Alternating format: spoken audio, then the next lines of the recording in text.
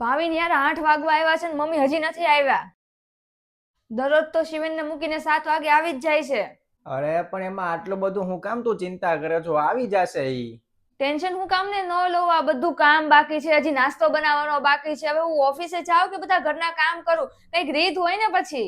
અરે પણ આવી જશે, કહું તો છું. આ જો દરવાજાનો અવાજ આવ્યો, આવી ગયા છો મમ્મી.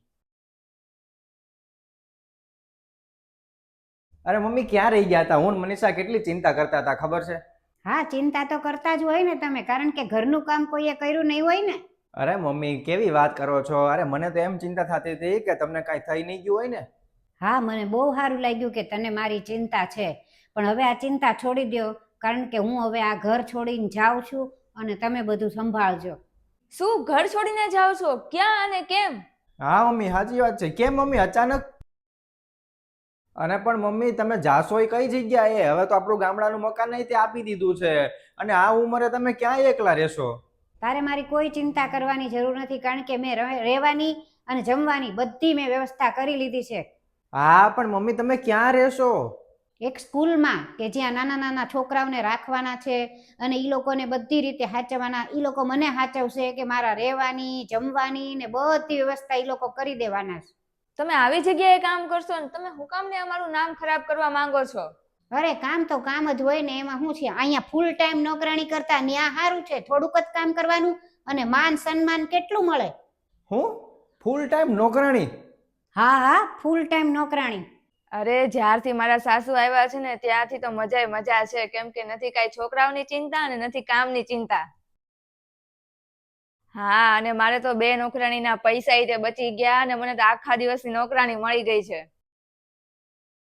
હા, અરે મારે તો કાંઈ ચિંતા જ નથી. જો સવારે છે ને એને મોડેથી જાગું એટલે નાસ્તો મળી જાય, પછી ઓફિસે વહી જાઉં, પછી છોકરાઓને ને ભાવિનને તો ખવડાવી દે બનાવીને.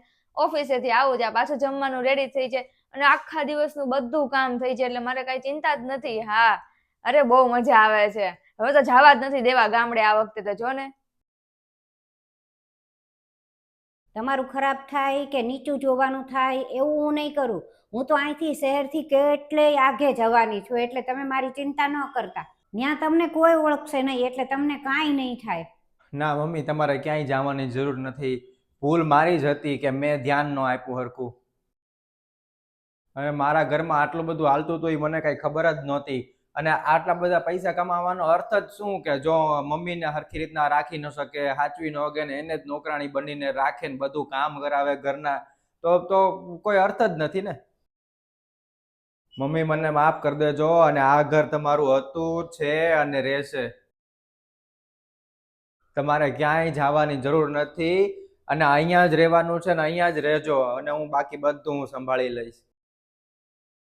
મિત્રો આપણે ઘણીવાર એટલા બધા કામમાં બિઝી થઈ ગયા હોઈએ છીએ ને કે ઘરે આપણે શું થાય છે ને એ કાંઈ ખબર જ નથી હોતી, અને આપણા મા બાપ કેટલા હેરાન થાય છે કે શું સહન કરે છે કે પછી એ કઈ રીતે રહે છે, આપણને કોઈ જ વાતની ખબર નથી હોતી. એટલે હંમેશા આપણા કામમાંથી થોડો સમય કાઢી અને આપણા માતા પિતા સાથે વાત કરવી જોઈએ. એ કઈ રીતે રહે છે એ બધું ધ્યાન રાખવું જોઈએ, અને દરેક પરિસ્થિતિને આપણે સમજવી જોઈએ. એટલે ઘરના વડીલનું ક્યારેય અપમાન ન કરવું જોઈએ. અને બાકી તમને વિડીયો ગમ્યો હોય તો લાઈક, શેર અને કમેન્ટ કરજો.